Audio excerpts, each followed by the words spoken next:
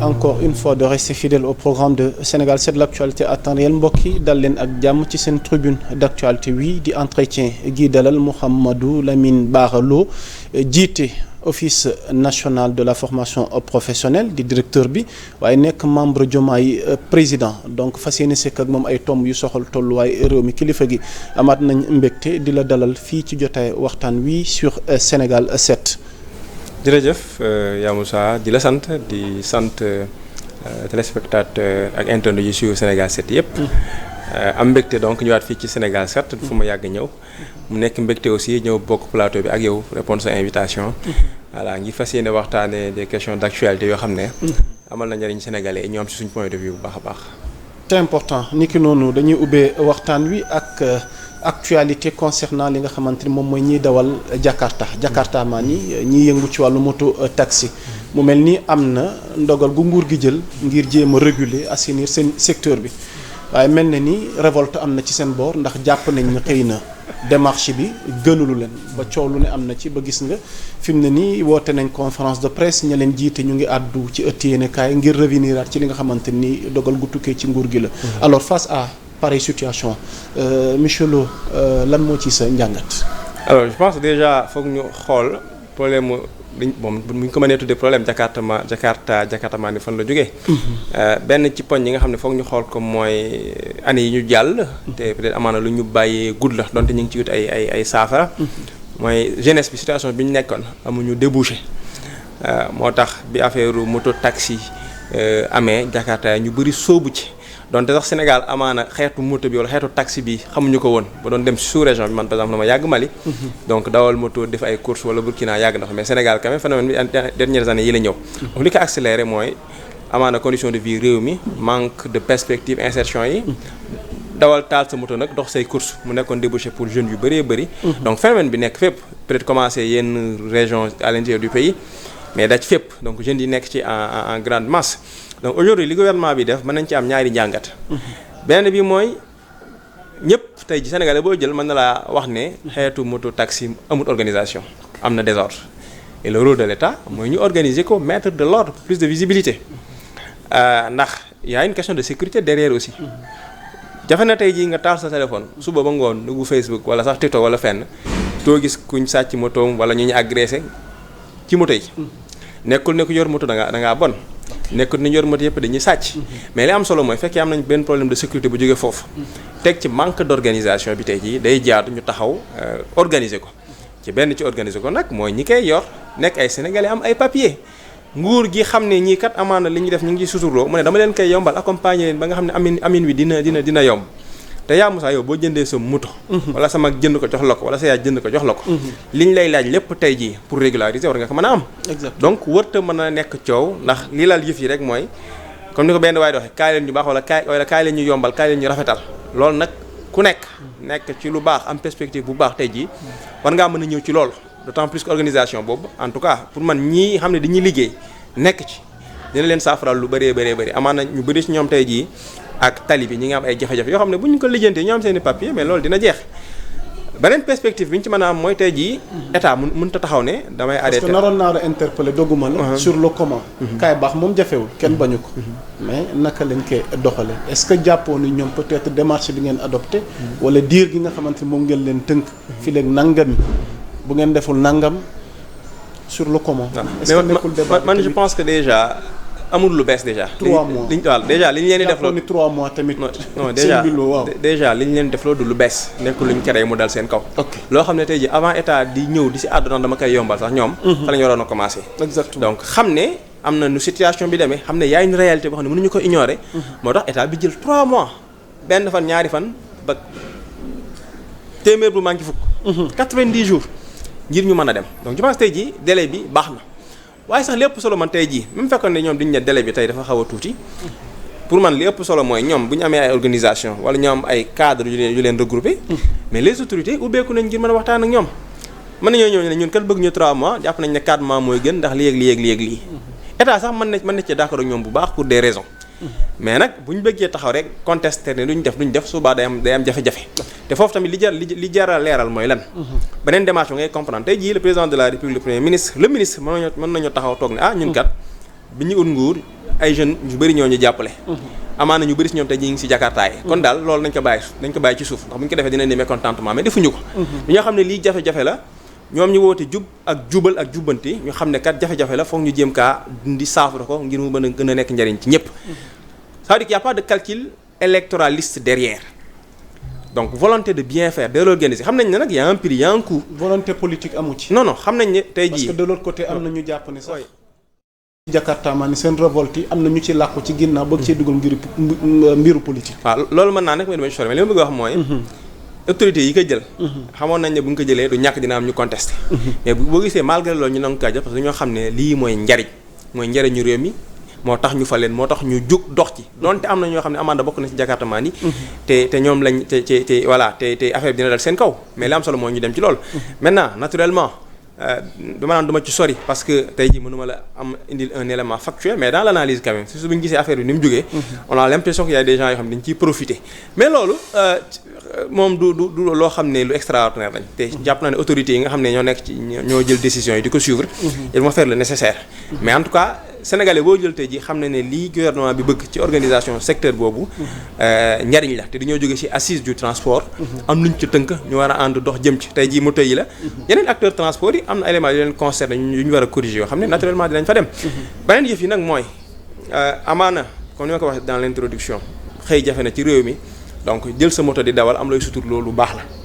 mais fi ñu bëgg a yóbbu Sénégal ni ñu bëgg a tënkee économie bi pour ñun jeunes yu bari tey jii mën nañu am lu gën a dëgër lu gën a structurel lu gën a ëpp contribution ci fi ñu bëgg a jëm. fu dawal ay Jakarta. fa laa bëggoon jëm sax lu nombre la nag mënuñu kaa kii. fa laa bëggoon jëm yaa mooy prochaine étape voilà mu mel ni da nga may xaw a avancer tuuti ci question bi ci naroon a topp. parce que si un tel problème se pose. il y a lieu tey jii nii ñu jëm ci wàllu économie bi. ci wàllu li nga xamante ni moom mooy emploi ndaw yi. ci ni ñu leen di organiser tamit ngir tamit yu mel nii bu dee am tamit xëy na. mu bañ a doon procédure bu compliqué. alors tey sur ce point parce que gis nga récemment ANSD. mi ngi publier taux de chômage ci wàllu askan wi. nga gis dafa nekk en hausse. ci pareille situation tey ban jàngat nga ci am en corrélation tamit ak ay pexe yoo xamante ni lu mel ni mën nañ ci war a mën a mucc. alors effectivement ni nga ko waxee noonu la c'était bien pensé ñu jëm ci question boobu parce que c'est lié dama naan 2024. année de transition la même 2025 sax en réalité en toute rigueur mën nañu ko tuddee année de transition li tax loolu mooy suñu finance publique ak suñu économie ni mu mel. defe naa am na lañ ci exposé boo xam ne wax nañ ci fan yee ñu jàll ak weer yi amaana dina ñëwaat. mais c'est une réalité qu'on a exposé. te li tax réalité boobu am solo mooy booy liggéey da ngay déparé ci situation bu dëgg booy planifier. fi ngay déparé même boo ko mën nga xaar nëbb ñu ci des mais yow waroo ko umpale. waaw donc et puis ni ñu ko defee nag ñun dañoo def choix xax ko ñëpp xam ko ça c'est important day tax aussi booy natt di projeter mu nekk lu wóor lu réaliste donc les finances publiques wax nañ ko la situation économique bu ñu joxul sax nit ñi ngi koy dund donc le gouvernement bi ñu ñëwee def diagnostic boobu bu ñu defoon ba pare mais dañ ko gën a préciser parce que quand même ils ont accès à tout aujourd'hui on est venu avec un référentiel nga xam ko ñëpp xam ko ñu tënk ci ñaari aspect rek laay jël ci référentiel boo xam dina indi réponse ci problématique bii ñu am benn ci référentiel yi mooy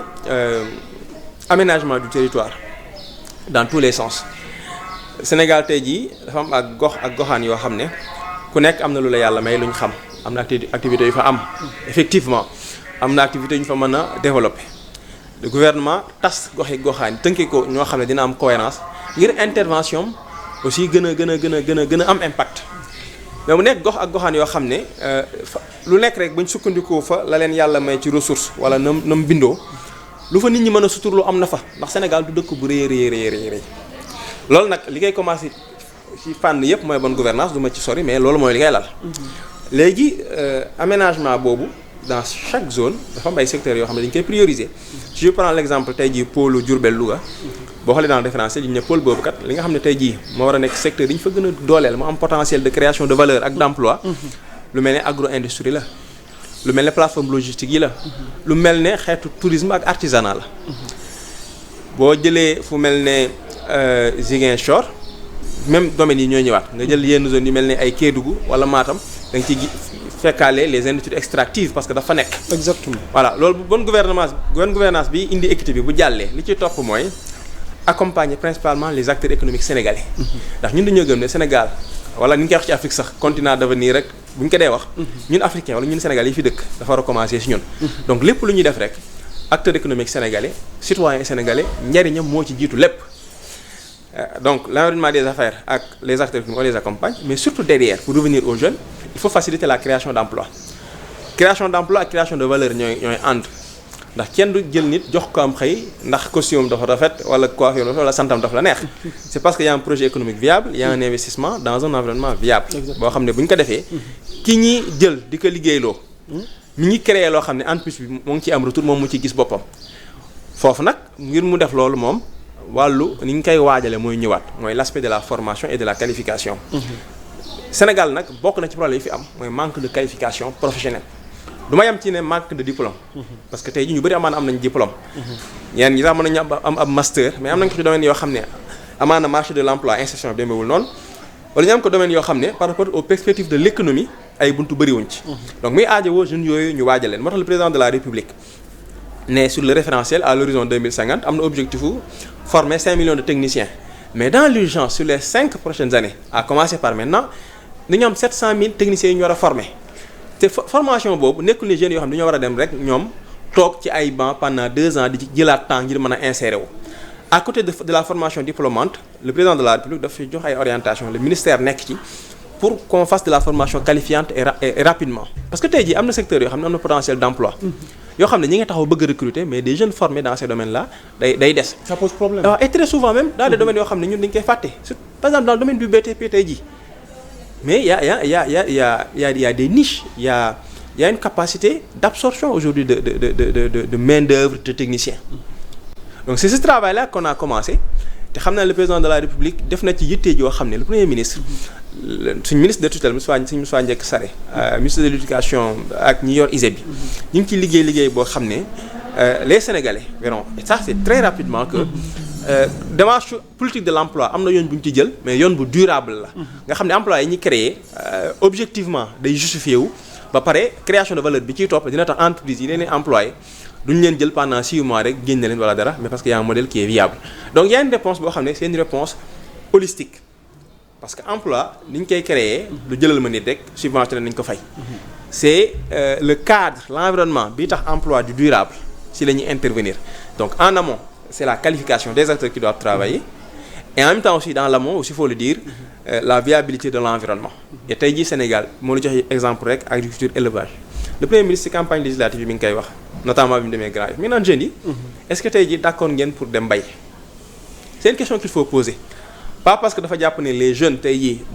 parewuñ mais pour ñaax leen xamal leen ne tey jii le futur du Sénégal c'est dans l'agriculture c'est dans l'élevage c'est dans le secteur primaire mais également c'est dans le secteur secondaire ak transformation yi nga xam ne tey jii foofu la ñu war a jëm te nit ki dawal Jakarta wala ban liggéey boo xam ne tey jii sonn na ci risqué na ci fànn yépp mën a dem ci loo xam ne moo ëpp mucc ci moom moo ëpp revenu te moo ëpp sac ci moom te agriculture élevage daf ci bokk le président le président de la République prioriser ko ñu def ci ay moyens nar kaa gën a yokk donc tey jii y a des possibilités maintenant il faut être très didactique te je pense que le président mi ngi koy def le PM mi ngi koy def les jeunes aussi moi je suis jeune vous êtes jeunes nous les jeunes aussi également faut que ñu proactif aujourd'hui ni que autorité di defee il faut qu'on accepte d'être dans le débat mais surtout dans l'échange laayante biir les autorités ñuy parce que aspect boobu laa la bëggoon nga def ci taxaw seetlu mooy communication bi ndax ni nga koy expliquer nii peut-être ma mën ko comprendre est-ce que tey loolu accessible na ci ndaw yi nga xamante ni tey problème mu Jakarta mooy prétexte bi sabab li ñuy leeral ni àgg na ci ñoom ni mu war a àggee ci ñoom parce que tey bu taux de chômage gi yokku problème d'emploi posé problème xale yi bu ñu révolté woo te mu mel ni ci loolu la ñuy mën a amee seen gagne-pain ça peut poser problème tey jii nii à l'état ci moyen terme bi effectivement et je reprécise ne gouvernement waxul benn jeune dawal ko Jakarta bu dawalati dañ ne rek foog ñu organiser defal leen ay papiers mu normal waxuñu kenn bul dawal donc waxuñu kenn li nga doon tuturloo dañ koy jël maintenant nag question bi ñu war a laaj lu tax ñenn ñi jàpp ne documents yi leen bëgg a defarloo sur une durée de 3 mois ñoom ñu jàpp ne mënuñu ko man en réalité les services publics nga xam ne ñoo defar documents yi ñoom ñoo waroon toog ne kat ñun délai bi xat na ci ñun parce que amuñu ressources yi nangam mais ñoom bu ñu toogee xool ba pare xam ne sur 3 mois demande bi nu mu mën a toll parce que am nañ ci idée quand même ah ñun war nañ kaa traiter donc tey ji loolu pour man jeunes yi nga xam ne am nañ vraiment volonté te bëgg a leeral bëgg a jubal bëgg a jàppale réew mi ndax li si jàppale seen réew la toll la bokk pour man doon nañoo mën a def l'effort de venir maintenant la communication elle se fait mais elle doit se renforcer te les autorités ñoo ngi ci je pense que tey rek gis naa au niveau des médias nationaux ñuy présenter ay activités de communication xam ne ci référentiel bi la jëm te yeneen acteurs sectoriels yi le ministère de la formation professionnelle le ministère des industries du commerce ñoom ñëpp instant bi ñu ngi ciy communiquer et c'est un travail qui va continuer par exemple je prends l'exemple de la formation professionnelle sur 2025 quand même on a prévu au-delà de la communication davantage dem au contact des populations li ñu leen di yóbbul tam nekk seen njariñ li ñu toog rek xaar ñoom ñuy ñëw foog ñu dem yóbbul leen ko donc pour dire ça c'est vraiment fait mais pour man ce qui est surtout important c'est que qu'on accepte de faire le pas quand l'État fait un pas def concession jëm ci yow tamit nga xam ne lii suñu njariñ la da ngay dox ay jéego ngeen daje bu ko defee liggéey bi gën a mën a yomb mais pour man il faut avoir ce regard d'ensemble là ñu retravailler les potentialités des territoires waaye tamit la jiitu mooy xam ne lépp sénégalais yi la lu ñu def rek seen njariñ jiitu si. ok ñu ñëw ci sur le coût de la vie. nekk na actualité ñenn ñi jàpp ni la vie commence à devenir chère. ndax autorité dañoo maîtriser tout terrain bi. parce que débat mi ngi am donte ki nga xamante ne moom mooy Moustapha Sarré indi na ci ay leeral jàpp ni hausse des prix gouvernement moom dafa jàpp ni pression conjoncturelle moom moo am sur les prix. alors comment comprendre tout d'un coup fi mu ne nii mbirum prix yi te bu dund gi chéré tamit li mu mën a jur yaa ma ko gën a xam. alors question gi nu mel tey mu dikkaat ci actualité bi ak dund gi tamit lu ciy sa jàngat. waaw man je pense qu'il faut d'abord replacer les choses dans leur contexte. Je vais pas dire même dans la situation absolue mais les ramener en tout cas la situation réelle xam nga dund gu yomb dans la durée lan moo koy indi maîtrise structure des coûts de production boo bëggee la ñuy jaayee ca mujjantal ga mu yomb foog nga maîtriser la ko jiitu donc muy Sénégal muy États-Unis muy feneen y a pas d'autre règle donc gouvernement bi ñu ñëwee xam ne dund gi cher ce qui veut dire que chaîne de valeur yi produits essentiels yooyu maîtriser wuñ ko c'est la situation bi ñu ñëwee ñu def ay efforts yu rëy sur le plan financier pour xaw ko yombal ko Sénégalais yi def ci ay mesures nag ba léegi ñu ngi koy topp ñu amoon effet ba léegi ñu ngi am effet mais amaana ci yenn zones yi am na ñoo xam ne ñi ngi échappé parce que li ñuy wax ci yenn yokk-yokkati prix yi nekk ni boutique yëpp ngay dem fekk ko fa c'est-à-dire que le contrôle se fait mais le contrôle doit être renforcé et di nga xam ne tey jii aussi pour l'État du Sénégal pour mu déployer je vais même pas dire de manière récurrente mais de manière soutenue des contrôleurs dans chaque boutique c'est pas évident ñi ngi koy def nag mais pour moi il y a deux choses déjà sur le plan conjoncturel il y a deux choses c'est qu'il faut renforcer la sanction derrière le contrôle parce que l'État met des fonds pour subventionner pour accompagner donc ñi nga xam ne par appât du gain wala bëgg a renforcer seen prix wala xam ne tey ji ñoom ak Abdou Diop mi dëkk si wala maire bi rek ñoo wéet ñu leen di jaay lu cher faut qu'on puisse sanctionner mais derrière aussi li ma bëgg a wax mooy maîtrise coût de la vie dans la durée li gouvernement bi xàll ci yoon du ko génn mooy lan xam ne nit ñi li leen gën a yitteel mooy dund mooy farata te sécurité la mu concentré wu ci mbay sàmm waaye la ca topp lépp ngir yaxanal ko ngir nit mën kaa jëfandikoo moo tax li ñu yoreeloon baykat yi bu ñëwee ñu teel kaa faxas fay ko jàppale leen ci semence jàppale leen ci engrais waaye tamit. ndax jàppale ngeen leen ci prix gerte gi tamit kilogramme. waaw gerte gi jàppale leen ndax li ñu am ni gëj nañ kaa am mais surtout. jàppale gi tey jii ci baykat yi ngay dem mooy. mooy yaa Moussa da daan taxaw di bay mais pour mu jot njiwu daan jafe. baalaloo mu daawul bay moo daan dem raket ko moom dam si jot du bëri wala mu koy jot metti na mais tey jii de manière très transparente njiw mi àgg na ci Sénégalais yi loo xam ne bi ñu ñëwee defuñu sax 1 mois yu mat jublu ci loolu volonté la ak gu sax dàkk moo indi loolu nag war a mën a tax ñu mën a rafet jot li ñëw mais fi may eggle rek mooy ni ñu def ci mbay mi nar kaa continuer ak le ministère de l'agriculture li ñuy def li ñu organiser coopérative yi parce que coopérative yi en réalité véhicule la rek ñu mën a jàppalee baykat yi moo tax ñu koy taxawal mais liñ ci yéene ci accompagner leen pour man déjà mooy ñu renforcer la production de li ñu soxla di ko dundi ça c'est la base. Parce que production boobu moo nar a nekk intrant pour les chaînes de transformation. Sonacos bu ne day def diw foog ñu bay gerte gu mat sëkk. exactement usine bi def tomate bu bëggee def tomate foog ñu bay tomate ju mat sëkk. ki bëgg a transférer pomme de terre pour wala leneen pour lu bébé di lekk wala leneen foog ñu am intrant bi à la base. te loolu si lañ investir donc dans le moyen terme maîtrise des coûts bi foofu la nar a jóge te y a pas d'autre secret que d'investir dans la production et de renforcer les chaînes de transformation foofu nag je reviens sur la formation professionnelle le président l'a tellement compris qu'il a mis l'accent sur la chaîne de transformation en termes de qualification tey jii ñun ñëpp on parle de formation professionnelle li fi yàgg am mooy boo nee formation professionnelle mooy dajale mbootaay yi fii ut sa ñeenti mais bàjjenu gox xam nga xaalis bi génn ñu ñëw savonnerie nangam ku nekk dem ñu fàtte mais tey jii la formation professionnelle qualifiante et diplômante ni ñu koy yóbbu ci métier wala spécialité yoo xam ne mooy fi Sénégal soxla ngir dynamiser son industrie son secteur secondaire man tey jii à l'ONFP je vais plus former aujourd'hui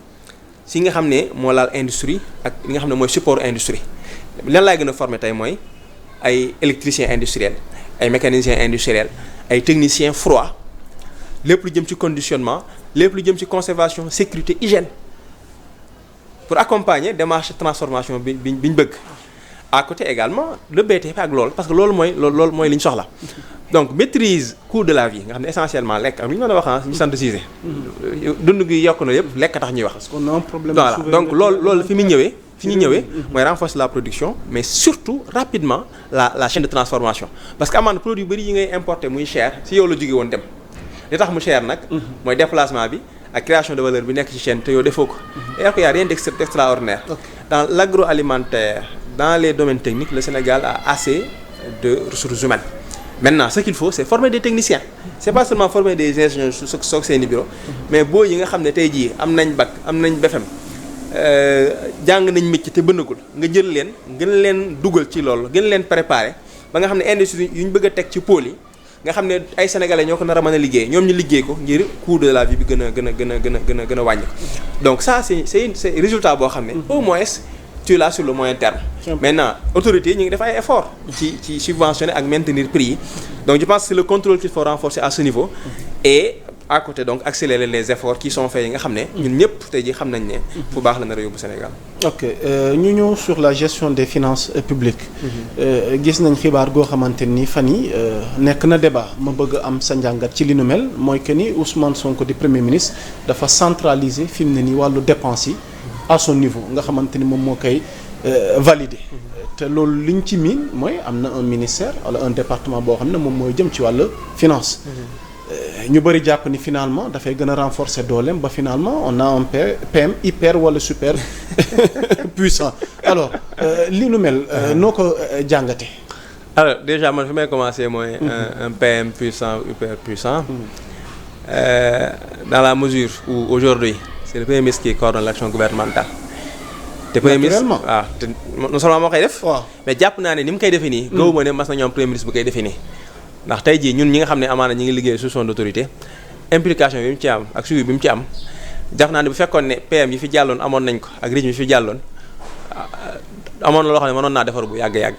donc c'est vraiment pour te dire en termes de rigueur de suivi des orientations des décisions maintenant cette centralisation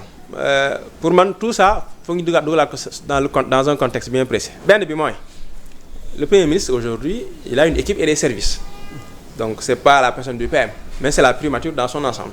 avec leurs équipes mais deuxièmement li tax peut-être mu am besoin avoir un aperçu sur les dépenses d'investissement mais mooy li ñuy wax fii yépp ci li ñu fekk suñu situation yi man damay faral ne les structures publiques parapubliques ñëpp a bokk problème tey jii bu ki nekk LONASE génnee wax wala port wala Dakar Dem Dikk xamal ne ñun la waxal ñun ñëpp ñoo bokk problème donc aujourd'hui il y a un besoin de corriger des choses qui étaient en cours parce que yenn yi c'est en cours de les corriger. Exactement. Ensuite ñu teg suñu bët xool fi ñuy dugal xaalis en termes d'investissement yaa Moussa y a eu beaucoup d'abus dans les dépenses d'investissement ces dernières années énormément dama naan sax y avait un laisser-aller ambiant dans ce pays-là nga xam ne ku nekk danaan def du ma ne presque ku nekk danaan def lu ko neex daal jàpp ne voilà amul problème amul fu muy mucc voilà jàll na donc suñ endettement bi ñu am mais boo dee topp endettement bi aussi lu bëri ci foofu la jëmaat donc tey jii y a un besoin d'assainir bien sûr le ministre des finances joue bien son rôle le ministère joue son rôle le ministère va continuer de jouer son rôle mais aujourd'hui il y a un droit de regard qui est là boo xam ne bu ñu comprendre des situations bi ñu jógee li ñu corriger ak fi ñu mën a dem dañ koy nangul premier ministre li ma ciy tegaat tamit mooy ne aujourd'hui ça se fait je pense que c'est très contextuel mais le premier ministre est conscient de la nécessité que li ñu bëgg a def bëri na foog ñu am benn vitesse d'exécution donc même bu ñu ko décentraliser à son niveau wala affaire yi di converger à son niveau le besoin d'avoir du rythme bi nga xam ne am na fépp pour la mise en œuvre des projets moom du si am préjudice quoi mais man de ni ma xamee en tout cas su ma ko déparé secteur bi ma nekk li ñu ci fekk ci jafe-jafe xam ne ñeneen ñi am nañ lu ñu toll wala lu ko ëpp un droit de regard sur les dépenses d'investissement je trouve que c'est très indiqué dans ce contexte c'est important benn fait d'actualité boo xam ne laal na parti Pastef déjà sax bëgg naa am saxalaat ci li nu mel ci wàllu indemnisation victimes yi dans l'urgence ñu wax benn enveloppe de 108 millions mu diviser patriotes yi ba yëf yi indi caw waaye ki ñuy wax Diop tey fi mu ne ni dañ ko convoqué ndax jàpp nañ ni yëkkati na wala boole na ci ay kàddu yoo xamante ni am ma waru koon waxee noonu porté nañ ko plainte alors déjà sa xalaat ci plainte wi ni mel ak coow loolu biir Pastef alors démarche gi nu mel dans un état ci bu amee xew-xew yi nga xam ne xewoon na fi 2021 ba 2024 bu ñu demee xëy na bay ndàmpaay xëy na am na nu ko war a mën a doxale ñenn ñi jàpp ci ku ma am ndey ak ku ma amul ndey alors naka nga jàppee coowal indemnisation yi ak problème mu 108 millions yi nga xamante ne ça suscite un débat ba finalement plainte ci topp ci biir Pastef merci Yamoussa foofu amaana sama réponse du gudd trop mais am ay points yu may soulever rek benn bi mooy président de la République daa taxaw wax ñëpp dégg lenn ci li mu junj rek mooy ne sénégalais ñoo leen fal sénégalais ñoo leen fal mooy ay pexe falu leen ndax bu doon ni pexe am na ñu ko ëppoon te bañ ñëwee laajaat sénégalais yi leen faa bàyyi ñëw fal leen ñoom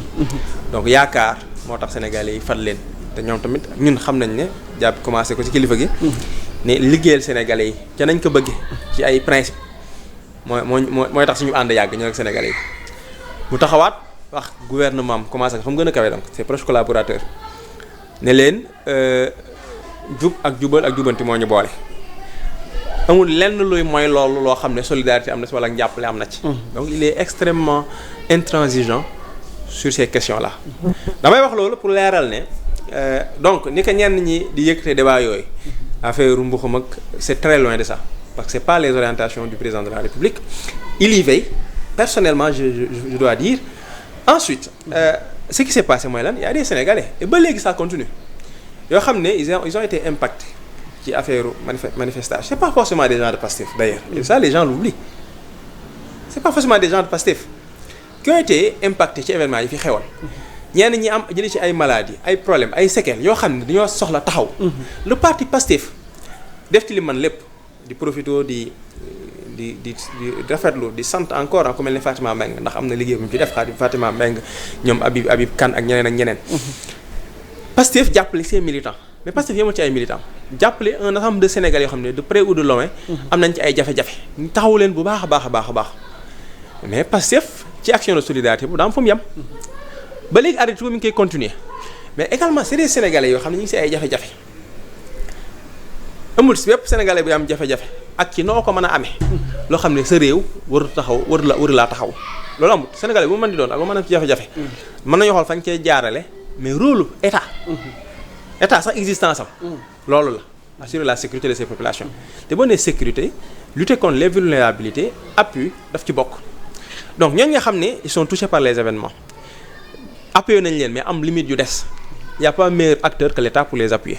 maintenant tout ceci boo demee c'est consigné quelque part. c'est d'accord en fait j'explique. Il y a un cadre qui a été posé. Pastef rek lañ ci dégg. effectivement ñoom sax fi mu ne ni plainte la mbir yi mujjee seen biir. waaw donc il y a problème il faut nga nangu ni qu'il y a problème au sein maanaam par rapport à cette situation là. mais je pose le cadre. pour expliquer globalement. ok que ça suit une logique. avant ñu koy def vous avez vu au niveau du ministère il y a des décisions qui ont été prises avant ñuy dem ci loolu. maintenant au courant est-ce que peuple bi était au courant mais parce que il a fallu que coow lii am ñu doog a mën a indi une communication derrière cette affaire mais bul fàtte ne loi de finances rectificative ñu ngi koy doog am ci fin décembre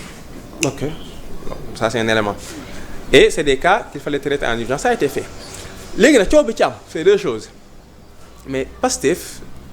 c'est une organisation politique comme toutes les autres. Dans un sens.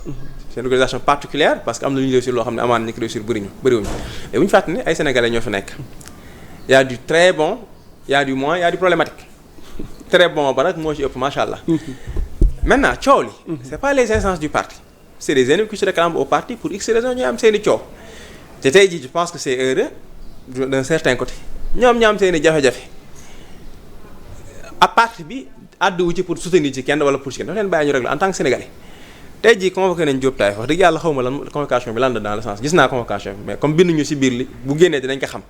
mais jàpp naa ne c'est un parti qui est responsable avec des sénégalais qui sont responsables fekkee ne am na ku ci yëkkati baat ku ci tooñ sa morom ku ci wàcc yoon jéggi yoon c'est pas le parti c'est la justice qui va trancher Diop Taïf nag man ku ma xam la sama xarit la xam naa ne ku rafet yéene la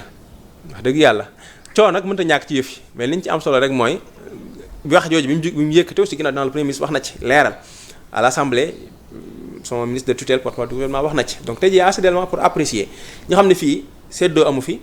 pàccoo amu fi amul lenn luñ jël di ko jox nit muy def si poche am donc c'est des gens qui avaient des besoins war leen a opérer war leen soutenir parfois au Sénégal parfois à l'étranger ñu def ko donc de manière très responsable maintenant c'est un pouvoir qui est très transparent donc c'est le discours le président répète xam nañ ko ñun ñi ñoom ay di nekk ay ordinateurs de dépense. Donc c'est un dossier qui va s'éclaircir très rapidement les responsabilités seront situées mais surtout je pense c'est un précédent boo xam ne dina servir d'exemple à la fois aux militants du parti aux sympathisants aux acteurs de la mouvance présidentielle mais également à tous les Sénégalais sur ni ñu war a comporter par rapport aux questions publiques. ok ma ñëw ci benn actualité bu leen concerné yéen ñi bokkoon Diomaye président. ndax Me Moussa Diop gis nañ mu amal ab sortie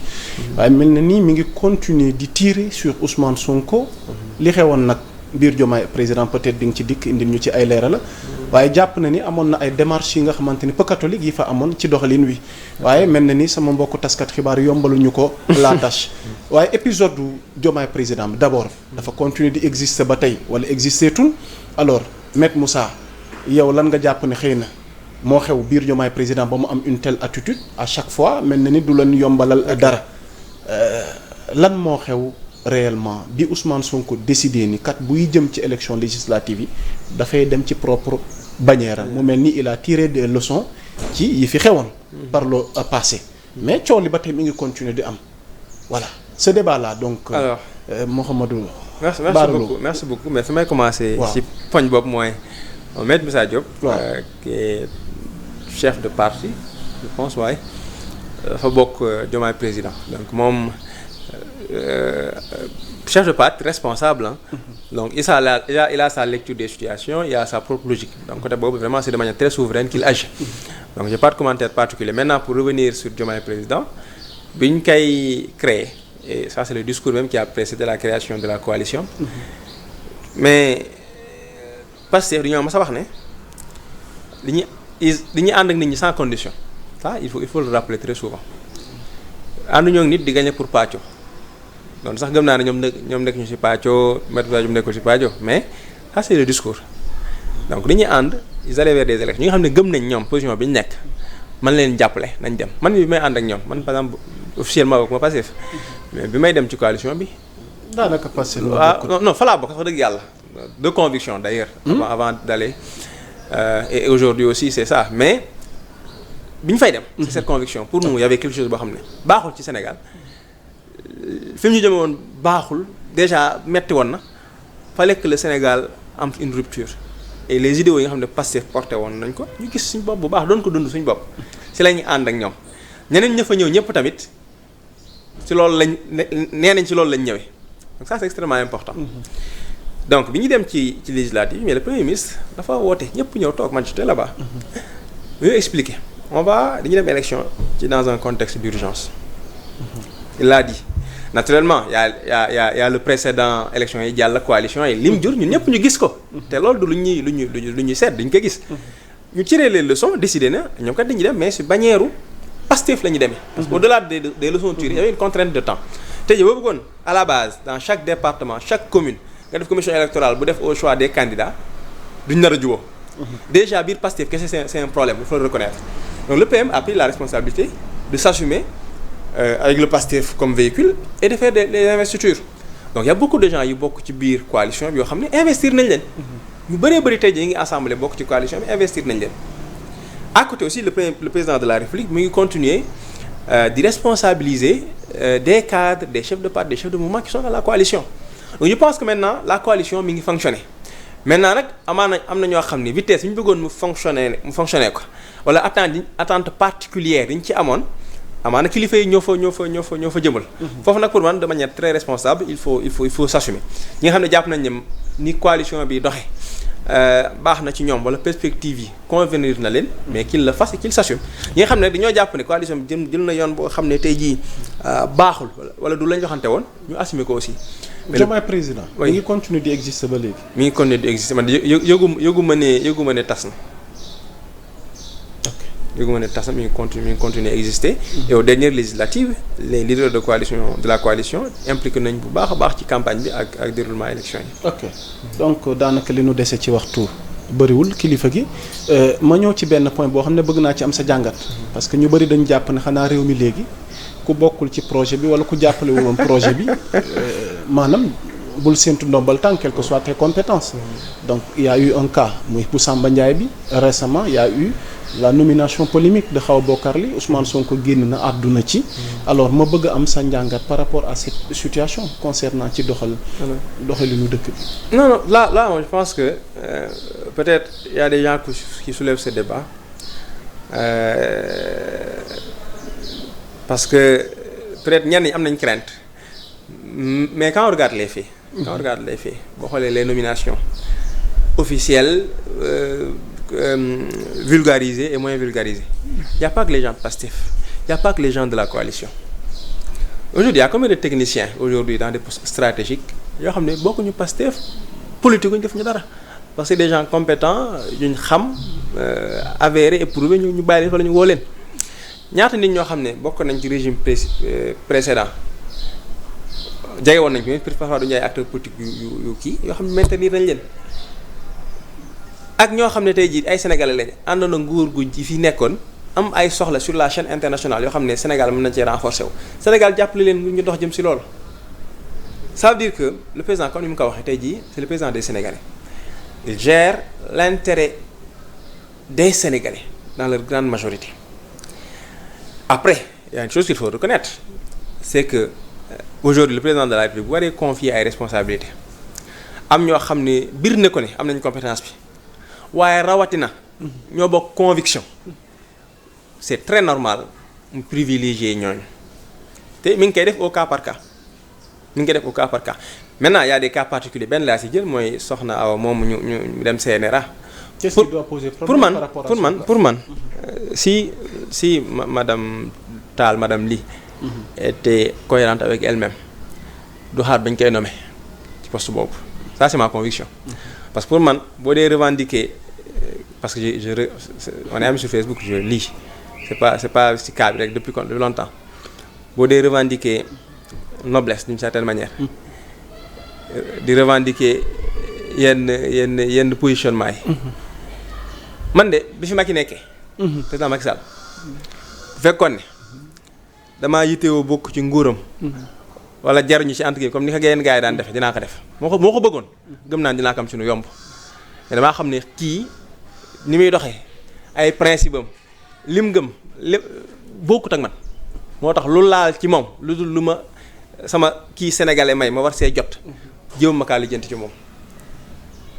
donc aujourd'hui être conséquente parce que nag gis naa ko muy dem ci benn média di pratiquement di wedd sax loo xam ne mais les sénégalais sont là quand même. nit ñi gis nañ ko. donc pour son respect. pour respect ay mbokkam ak ñi nga xam ne moom am na valeur ci ñoom. pour man elle aurait dû prendre de la hauteur se détacher de tout ça et maintenir sa position bi nga xam ne tout dernièrement au législatif elle l'a maintenu. donc pour man ça c'est un cas sur ce cas précis tout ce débat là aurait pu être évité si la dame était conséquente maintenant derrière. Le caractère identitaire et ethniciste de ces positions, ça c'est autre chose. Mais moi je comprends à la fois yenn sympathisants yi demander en tout cas que les gens du parti de la coalition ou bien les gens même qui ont partagé en tout cas les convictions soient renforcés, ça je le comprends. Mais également le président de la République qui est le président de tous les Sénégalais qui a besoin de compétences pour être efficace et qui fait son arbitrage au cas par cas. Mais daal koo xam ne vraiment ndax ñu bëri ñi nga xam ne gars yi ñu ngi ciy yëkkati ay réserve vraiment boo xoolee seen taxawaay waxuma la sax xam nga opposition dafa am adversité am animosité am ñoo xam ne animosité politique lañ nekkoon carrément dañoo jéggi woon dayo ñooñu nag fekkee du ma ne sax ay gor lañ c'est peut-être trop dire mais fekkee am nañ ils sont conséquents vis-à-vis d'eux-mêmes je pense qu'ils peuvent nous éviter ce problème là. C'est important. Alors sa xalaat parce que dafa mel ni nag France wala Macron en personne ba tey